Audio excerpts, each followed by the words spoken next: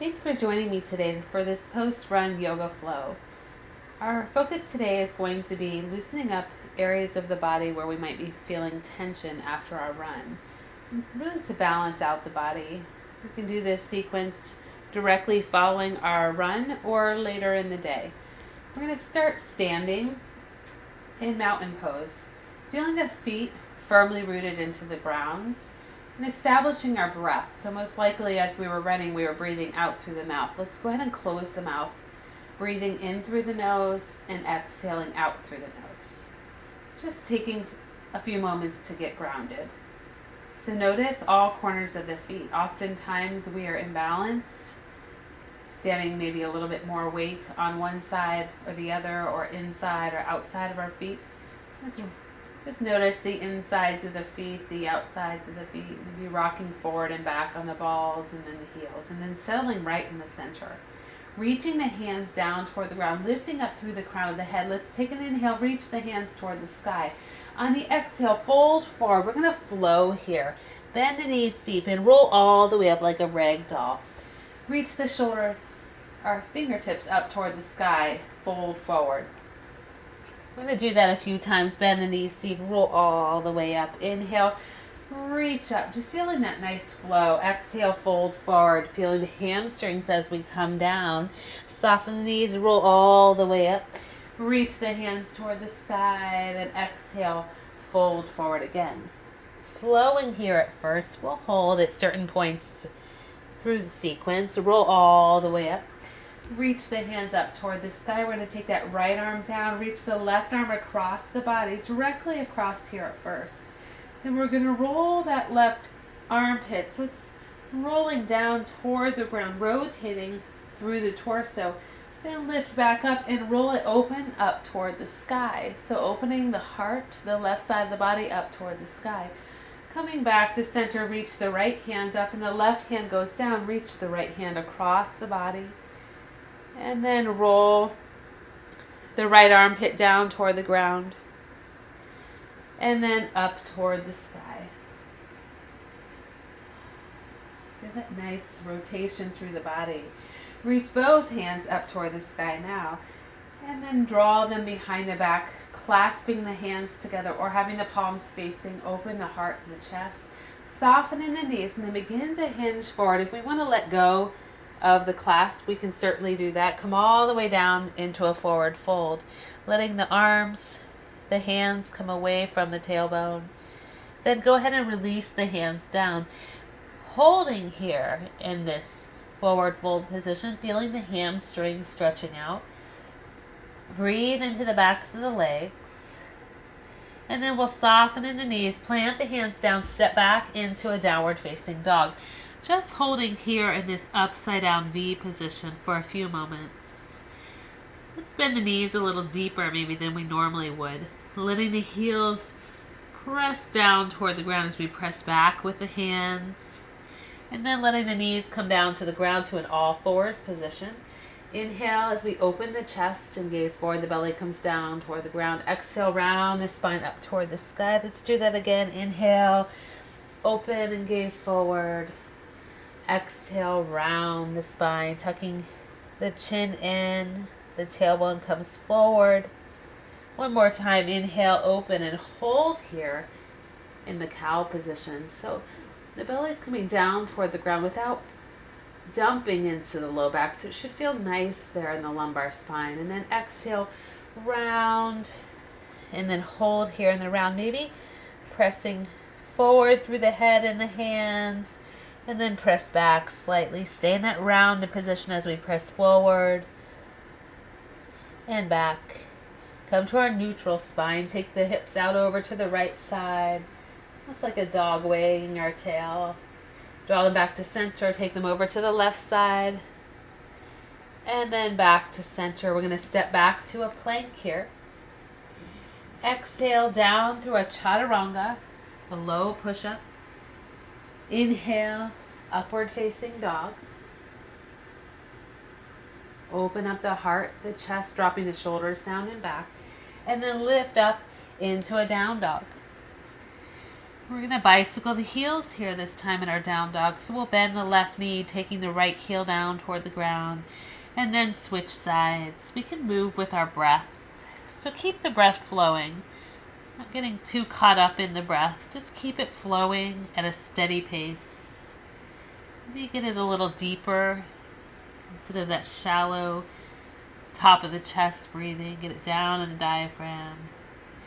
And come back to center. Soften the knees. Lift and extend the right leg up and back.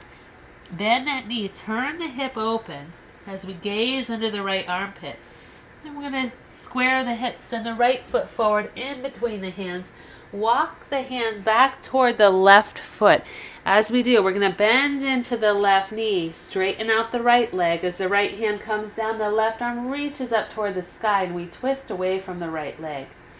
And then we're going to walk the hands back to the top of the mat toward that right foot, turning the hips down toward the ground, walking the hands up the right thigh, finding a high lunge, drawing the elbows out to the sides for our cactus arms, letting the left knee come down to the ground. We might take our stance a little wider, keeping the left toes tucked under for our low lunge. Hands come to the top of the left or right thigh, shifting the hips slightly down and forward as we do, pressing back through the right foot. We can keep the hands on the right thigh or clasp them together behind the back. Maybe they come down, touching right where the hamstring is. Breathing here into our low lunge. So getting deeper into the hip flexor here. And we're going to keep that right hand on the left glute. As the left hand reaches up toward the sky, we're going to twist toward the right side. Apply a gentle pressure, a gentle nudge to that left hip to encourage it to come forward. At the same time, again, pressing back through the right foot. Then bringing the hands down to frame the right foot. Walking the hands back as we extend through the right foot. We're going to take the tailbone back toward the left heel. We can go ahead and untuck the toes if we'd like, or keep them tucked under. So breathing into the hamstring here. We might need a block here to place the hands on. Let's turn the toes. So with the foot flex, turn those toes so they're facing out. So they're turned out slightly. Feeling the IT band there. Bring them back to center maybe. See how far we can rotate them in. Just notice how it might feel different on the body. Then we're going to go ahead and sit over onto the right hip. And as we do, we're going to roll all the way on to the right side of the body. We're going to prop ourselves up on the hand, prop the head up on the hand for a side quad stretch. So laying on the right side of the body, we're going to bend the left knee, keeping the knees right next to one another, clasping the left foot with the left hand, breathing into the left hamstring, the left quad stretch here. Keep breathing, maybe pressing the pelvis forward just slightly. Take another breath. Release that leg. Let's roll on to the belly. So now we're facing the back side of the mat, pressing up through a kneeling plank position. Let's find an extended child's pose. So the fingertips are reaching forward, the tailbone extending back toward the heels. And then we'll tuck the toes under, lift the hips up and back, find downward facing dog. Let's inhale forward into a center plank. Exhale to chaturanga. Inhale, upward facing dog. And exhale, down dog. Soften the knees here. Lift and extend the left leg up and back. Bend the knee, turn the hip open.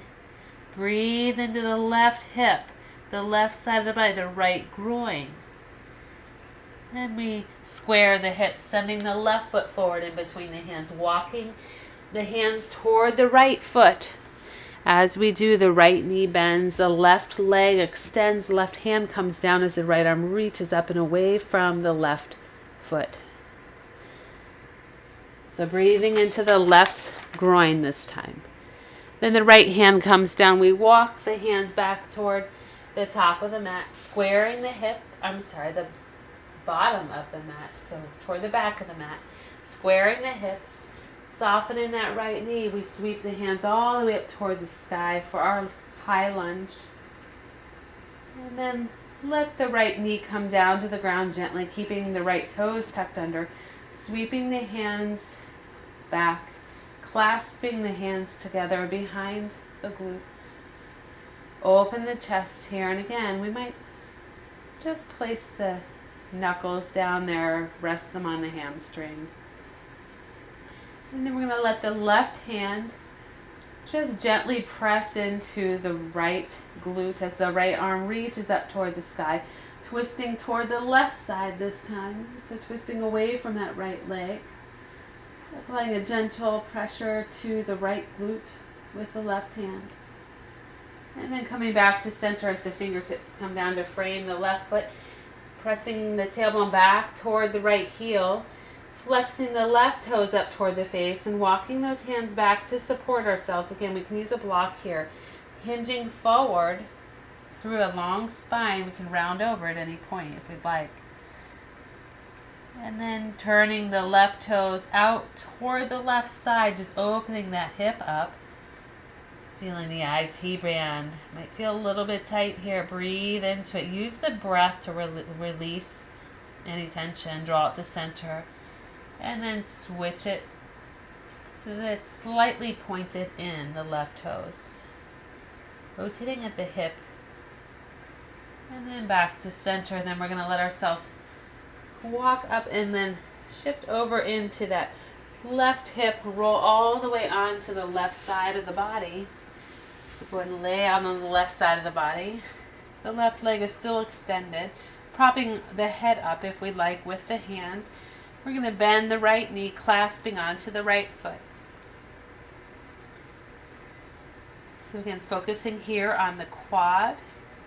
Making sure it feels okay for the knee. A challenging muscle to really stretch out, to really release. We use it so much. Take another breath there. And then release that leg out behind us. Rolling back onto our belly. We're going to go ahead and press the hands into the mat.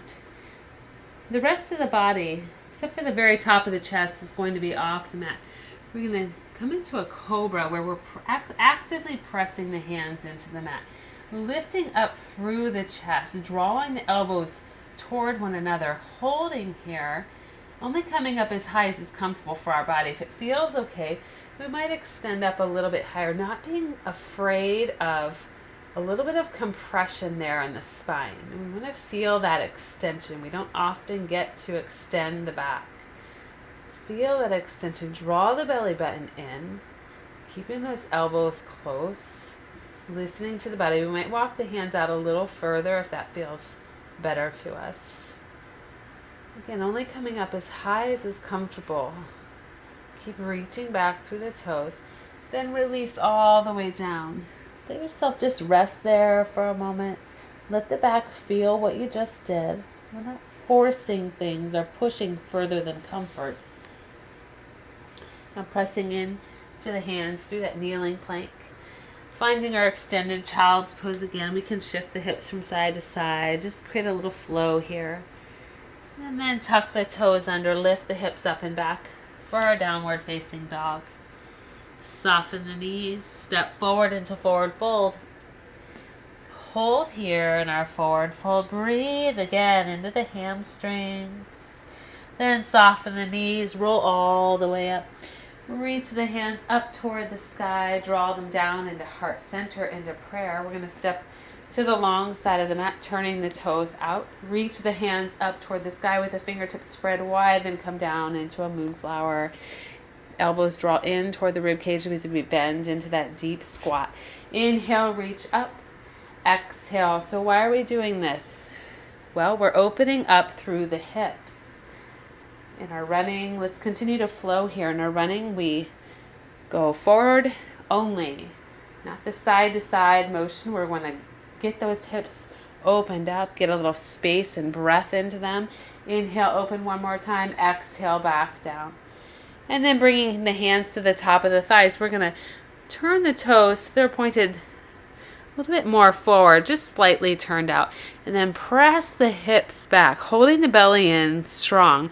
Press the hips back. Get into those glutes a little bit. Maybe shifting the weight from side to side.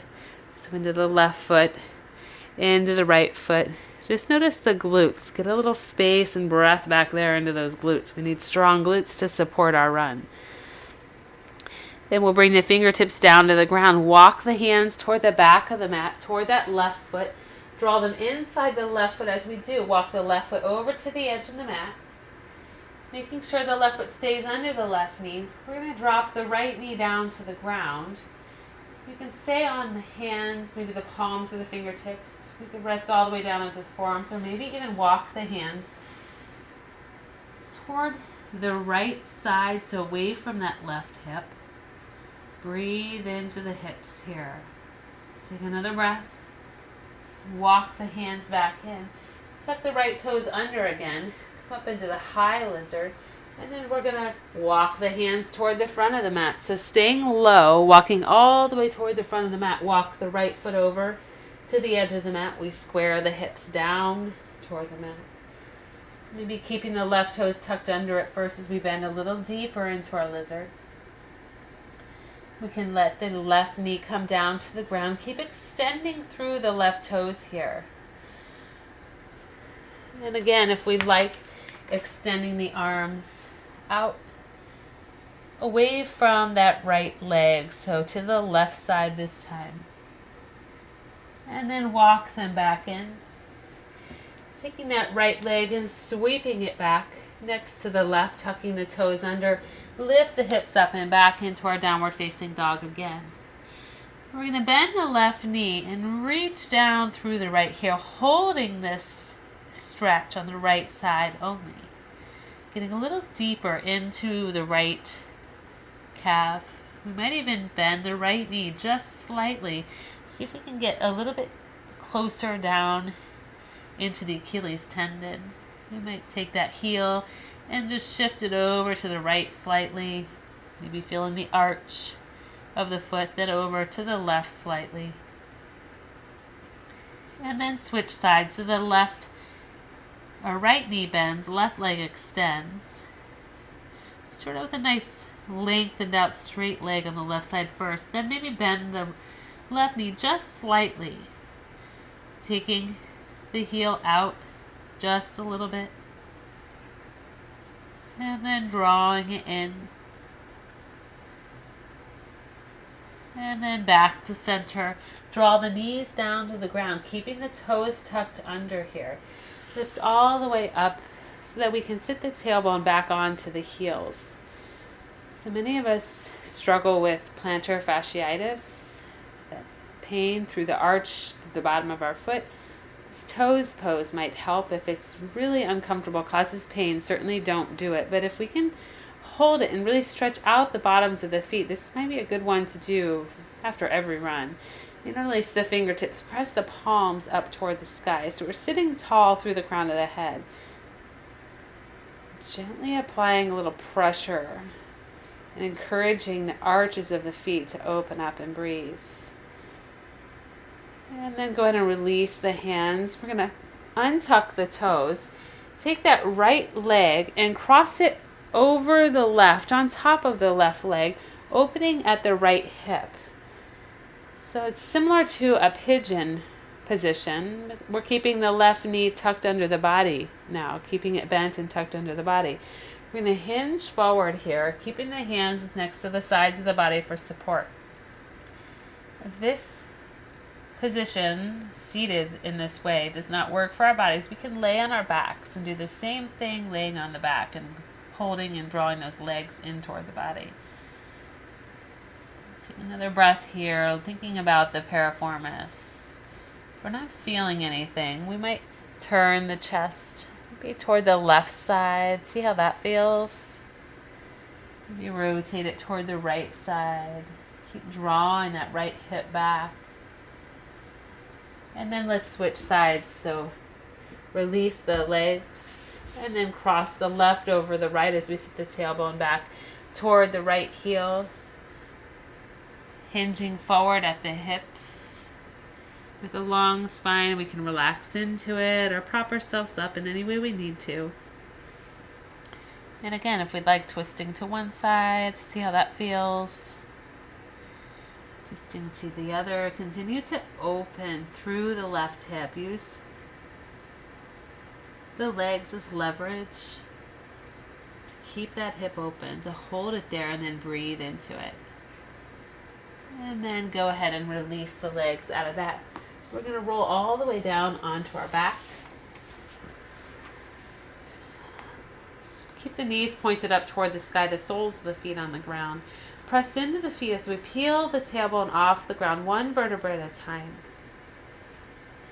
Balancing the hips here, leveling them out. We're going to keep the left foot on the ground. Extend the right leg straight out so that the knees are level.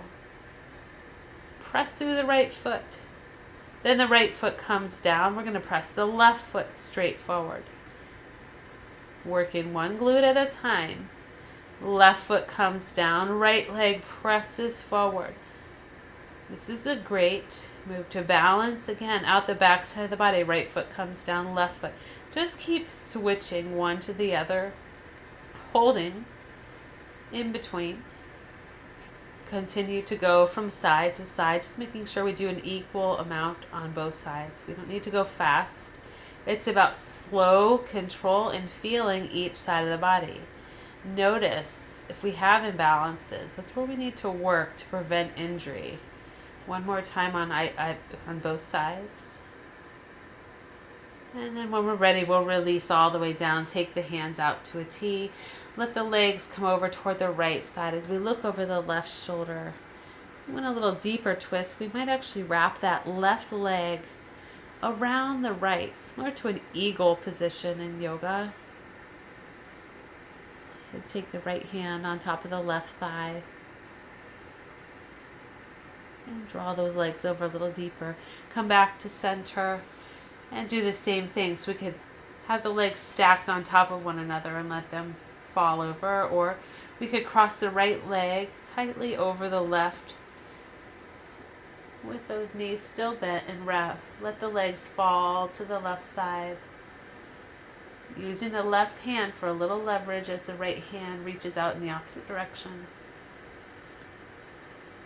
Come back to center and just let the legs fall out in front of us, the hands next to the sides of the body. We don't have to spend a lot of time here in Shavasana if we're in a hurry, but go ahead and close your eyes just for a moment. Let the breath go. Remember, your run is 100% mental. Your body won't go where your mind doesn't push it. Wherever you're at in your running journey, whether you're a brand new runner or a seasoned athlete, believe you can do it. Put one foot in front of the other. That's all it takes. One foot in front of the other. Thanks for joining me today. We'll see you soon.